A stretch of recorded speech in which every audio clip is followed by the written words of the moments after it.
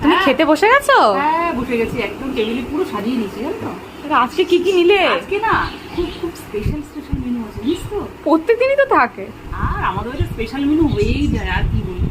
দেখো প্রথমে গরম গরম সাদা ভাত, আর ভাতের সাথে না একটা বোম্বাই লঙ্কা নিয়েছি বরবটি ভাজা, আর নিয়েছি চাল কুমড়ো ভাজা, এই নিয়েছি একটুখানি পেঁয়াজ নিয়েছি, আর নিয়েছি কাঁচা কলা আলুর একটা মাখা মাখা নিরামিষ, সম্পূর্ণ নিরামিষ তরকারি, আর নিয়েছি আলু সোয়াবিনের একটা তরকারি, ট্যাংরা মাছ এনেছিল আলু দিয়ে একদম ঝাল ঝাল করে করেছি, আর নিয়েছি এক বাটি, দেখেছিস এক বাটি চিংড়ি মাছের মালাইকারি।